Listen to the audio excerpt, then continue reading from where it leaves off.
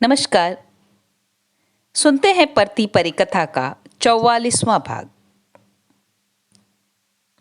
2 रात बैठ चुका है बुर्ज पर। जितेंद्र ने अनुभव किया है, एक पेग से एक बूंद भी ज्यादा पीकर वह नहीं संभाल सकेगा। 5 घंटों तक सुध-बुध खोकर बैठा रहना, ऐसा नशा उसको कभी नहीं हुआ। तीसरी रात ताजमनी चुपचाप पैर दबाकर बुर्ज पर देख आई। बुर्ज पर बैठकर खोने की आदत लग गई।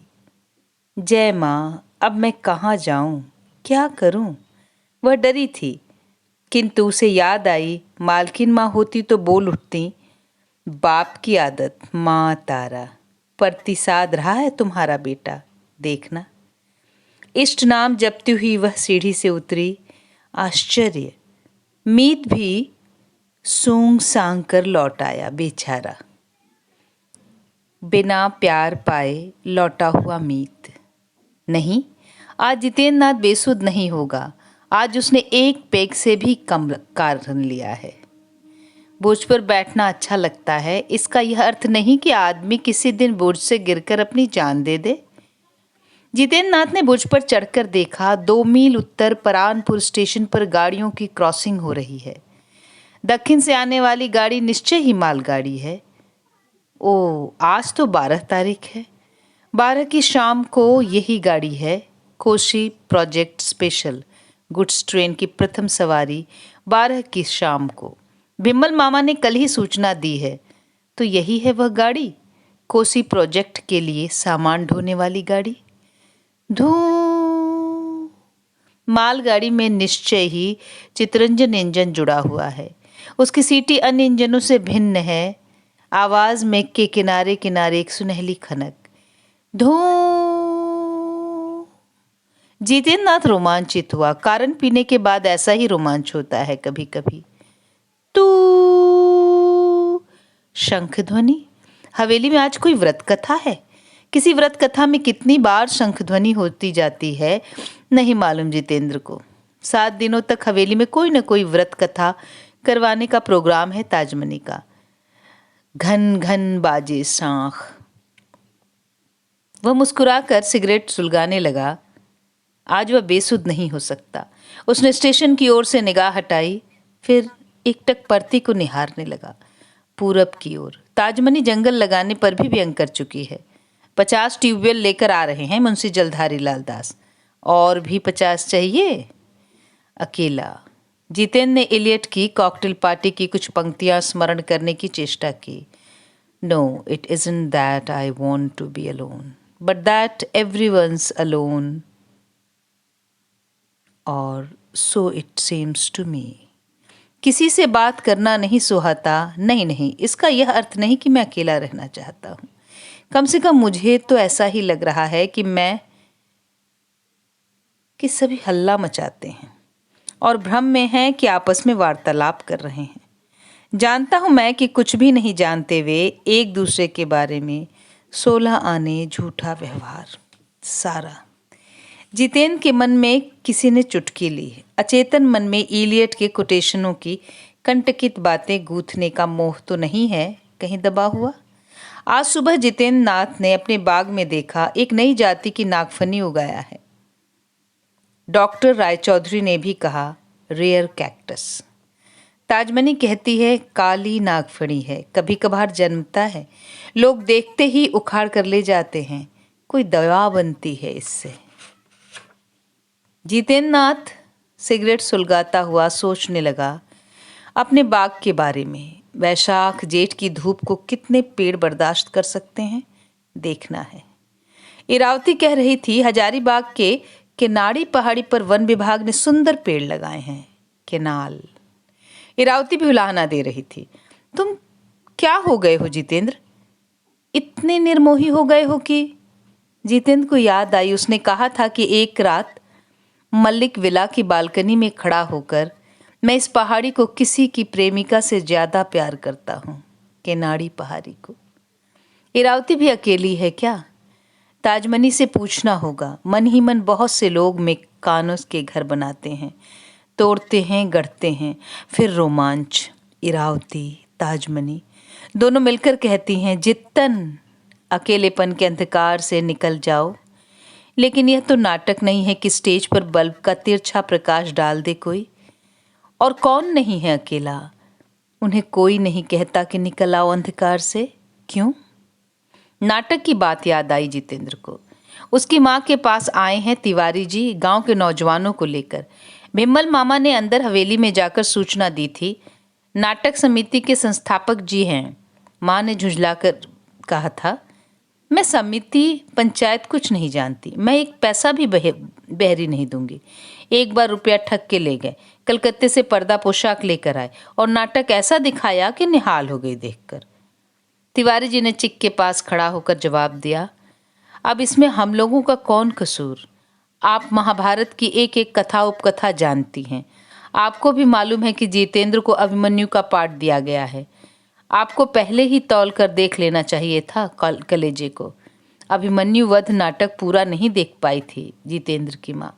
स्टेज पर जितेंद्र को देखकर माँ की नौड़ी बोल उठी थी, ठीक लगता है दुल्हा मालिक ब्याह के दिन ऐसे ही। चुप, माँ ने हल्की धमकी दी। दुशासन की छाती पर चढ़े हुए अभिमन्यु को देखकर वह एक बार पुकारना चाहती थी, छोड़ दे बेटा। दुशासन को अभिमन्यु ने छोड़ दिया।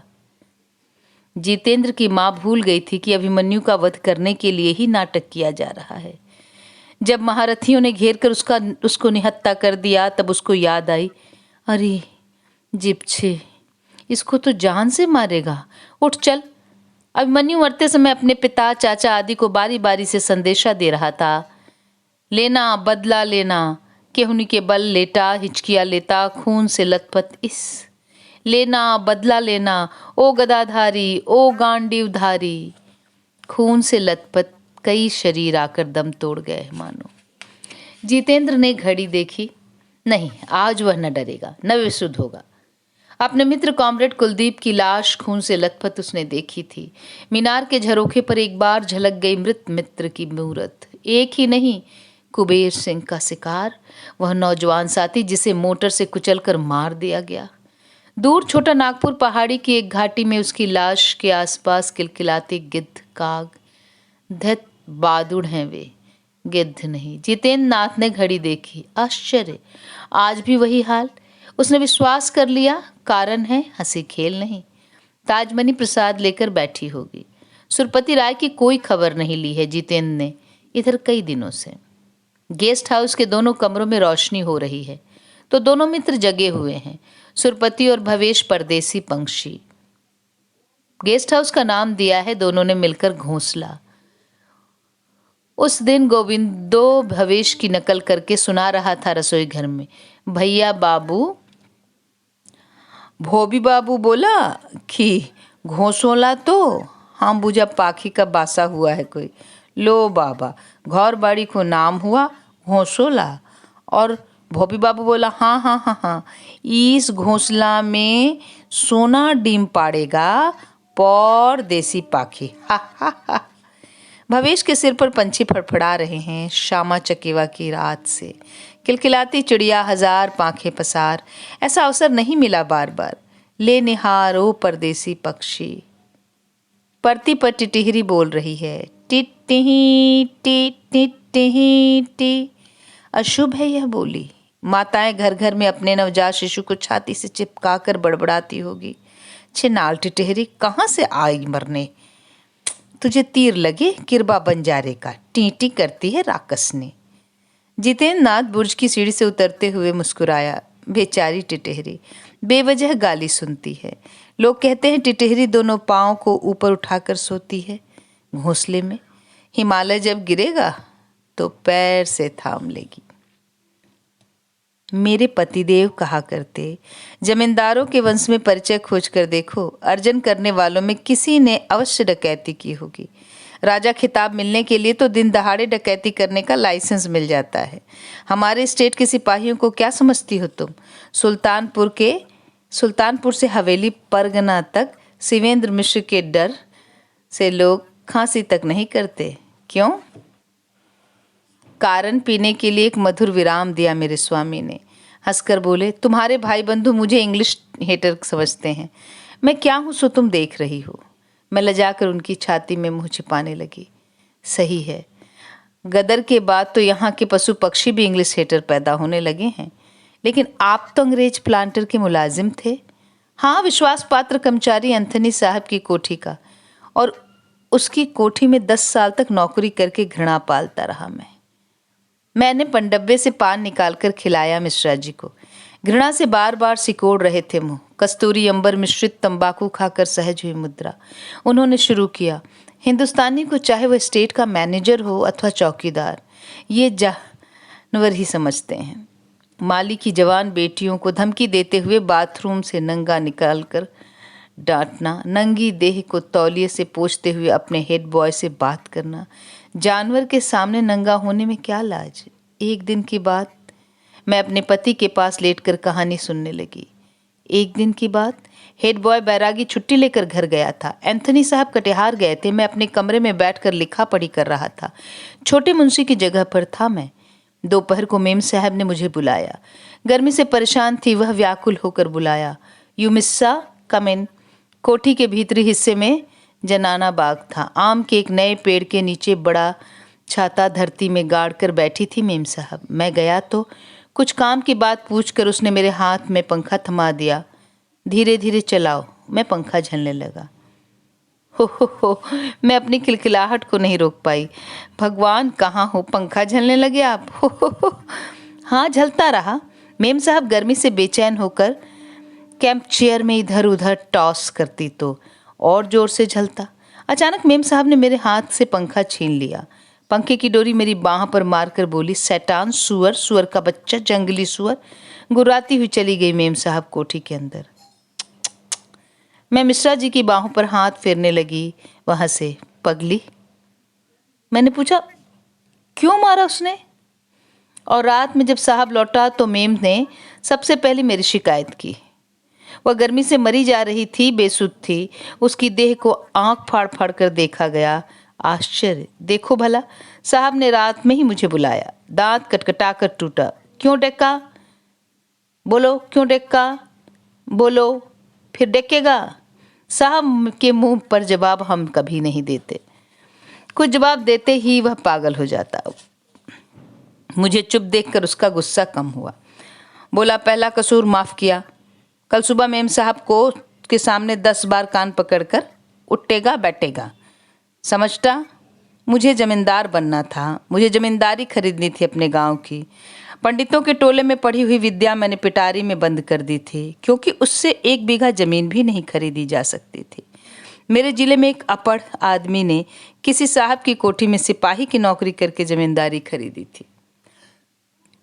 इसलिए कैथी अक्षर और कचहरी की विद्या बुद्धि से मैं भी जमींदारी खरीदना चाहता था। मैंने स्वीकार कर लिया। Is it? हाँ। दूसरे दिन सुबह मेम साहब के प्राइवेट चैम्बर में हाथ जोड़कर जा खड़ा हुआ। मेम साहब की तनी हुई भौं सीधी हुई। इधर उधर देखकर बोली धीरे से मुस्कुराकर, तुम निगाह नीचे क्यों करता? फिर उस दिन का मौक़िफ़, आँख क्यों नहीं देखने देता अपनी? इधर देखो। मिश्रा जी ने मुस्कुराकर अपनी आंखें बंद कर लीं। मैं हंसी। फिर तो कभी आपने निगाह नीची नहीं की? नहीं, आंखें खोलकर बोले पतिदेव। हाँ, मैंने कभी आंखें नहीं मूंदी, मेरी निगाह कभी नहीं झुकी। साहब का विश्वास मुझ पर बढ़ता ही गया। मेम साहब हर हफ्ते मुझे टिप देती। मेरी तरक्की हुई। मैं मीर मुंशी बना दिया गया। 6 महीने के जमा किए हुए टिप के रुपये से ही मैंने अपने गांव में बरदिया घाट के पास 10 बीघे जमीन की बंदोबस्ती ली। आंखें खोलकर देखता रहा, सीखता रहा, और अंत में एक दिन घृणा से मुझे आंखें मूंद लेनी पड़ी। बस आज रहने दीजिए। ओ मेरे परम गुरु, मैं अब कुछ नहीं सुनना चाहती। और अंतिम घटना नहीं सुनोगी? वह दृश्य, उस बार दानापुर कैंट से कोई फौजी मेहमान आए थे साहब के यहाँ छुट्टी मनाने के लिए। हेड बॉय बैरागी ने साहब को बताया, टुराई दास गौना करके नई बहू ले आया है। तुरंत सिपाहियों को हुक्म दिया, सुड सिंह, बाकर मियाँ दोनों जाएगा, अब भी ले आएगा। मेरे स्वामी, मुझे माफ़ करना, मैं आज नहीं सुनूंगी। आप थोड़ा करन और लेंगे? वर्ष पूरने में 1 महीना कम, 11 मास बीते। मैं मिश्रा जी के से मैथिली की बात कर लेती हूँ। रानी बहिना, परानपुर स्टेट की पत्नीदार की पत्नी की कृपा से रामायण गाना सीख चुकी हूँ। रानी साहिबा की तरह नहीं गा सकती, किंतु वह तो मेरी दीदी है ना। कहती है तुम्हारे मुंह से रामायण गान और भी मीठे लगते हैं। मेरी अच्छी दीदी, मैं जान गई मेरे पतिदेव की जिंदगी की सारी सफलताओं के पीछे इस महिमामयी नारी की साधना काम कर रही है। मधुर बैन, मोम का मन और दूध जैसा निर्मल प्राण। याद है पहली बार परानपुर जा रही हूँ। रानी बहिना मुझे ले जाने के लिए आई है डोली में। गितवास कोठी से परानपुर ड्योढ़ी 8 मील उत्तर कुपाड़ी गांव के पास हमारी डोलियां रुकी। रानी बहिना ने अपनी डोली से निकलकर कहा, उस पोखरे को देखती हो ना, उसका नाम है इंद्रानी पोखर। गुणवंती ड्योढ़ी की विधवा रानी ने गांव वालों का जलकष्ट दूर करने के लिए सुख खुदवाया था, किंतु पोखर यज्ञ के दिन ही उसमें एक घोड़ा डूबकर मर गया और उसके बाद से उस पोखरे में पानी कभी किसी ने स्पर्श नहीं किया। परानपुर ड्योढ़ी के जनाने फाटक पर औरतों की एक बड़ी भीड़ पहले से ही तैनात थी। 3 पृष्ठ खो गए हैं। मेरा लॉली मेरे बिना एक क्षण नहीं रह सकता। मेरा जिद्दू बद्दू लॉली। सभी हंसते, देखो देखो कितना बेईमान है। राह चलते समय इनको पुतली की गोद चाहिए और बैठेंगे मेम माँ की गोद में। आहा, बेचारे के दांत देर से आ रही है, पेट खराब है। वैद्य जी ने हिंगवाष्टक दिया है और 8-9 महीने की लॉली लला हिंगवाष्टक की शीशी देखकर कांपने लगते हैं। मेरी गोद में दवा के डर से ही बैठा रहता। इतनी तेज घ्राण शक्ति। रानी बहिना रोज रसोई घर में अपने हाथ से मेरे लिए तरह तरह के मैथिल व्यंजन बनाती। उस दिन मुझे भी हिंगवाष्टक की जरूरत हुई। अबेर में सोते से उठा मेरा लॉली। मम मम, मैंने पुतली से कहा, जल्दी ले आ पुतली। मैं बाहर बरामदे में बैठी थी, हुलसता हुआ आकर गोद में बैठा। आए मम मम, बैठा तो, पर थोड़ी देर बाद उसने होठ बितकाए। मेरे मुंह की ओर देखा उसने। अचानक न जाने क्या हुआ, भरी हुई झारी की तरह लुढ़क पड़ा गोद के नीचे। पुतली की गोद में भी रोता रहा। मैं जब जब हाथ बढ़ाती डर कर मुँह छिपा लेता पुतली के कंधे पर। रानी बहिना आई, उनकी गोद में भी रोता रहा। मैंने फिर हाथ बढ़ाया तो मुंह छिपाने लगा। किसी के समझ में नहीं आती क्या बात है। रानी बहिना ने समझा और हंसकर बोली, तुमने आज हिंगवाष्टक लिया है न, जब तक मुंह में गंध रहेगी गोद में नहीं जाएगा। ओ माँ, छुट्टू पंडित इतना चालाक है। रानी बहिना के इस शब्दकोश में जितने बेढब नाम थे सब मेरे लॉली के लिए व्यवहार करती। लड़के को भौंडे नाम से पुकारने पर लड़का जीता है, कहते हैं। पंडित लोग भी इस बात पर विश्वास करते हैं। मैं नहीं मानती, मेरा लॉली भी नहीं मानेगा। पंडित लोग पंक्ति से छोटा दें, छांट दें, मेरा लॉली छट्टू पंडित होकर रहेगा। यह लॉली है, जीत है, जिद्दू है, बद्दू है। परानपुर से गितवास कोठी लौट रही थी जिस दिन, रानी बहिना की सखी सहेलियों के समदाउन गीत शुरू करने के पहले से ही मैं रो रही थी। मेरे जिद्दू की रुलाई हवेली की दीवारों को चीर कर मेरे कानों के पास मंडराती। मैं बोली, वह रोकर जान दे देगा, एक बार ले आ पुतली, मैं फिर समझा कर देखूं। हुलस्ता आया और डोली में बैठ गया। अब lolly little little lotus darling, जिद्दू बद्दू तू चुप रहेगा, ले अब रानी मैया की गोद में जा, मैं फिर आऊंगी जरूर। जिद्दू ने मेरे मुंह की ओर देखा और धीरे से रानी बहिना की गोद में चला गया। लॉली, मम्मी आएगा। आए आए, हाथ हिला हिला कर कहता है, आए आए। 2 नन्हे हाथ, हिलते हुए छोटी छोटी उंगलियां। इस अंक में यहीं तक, आगे 45वें अंक में। धन्यवाद।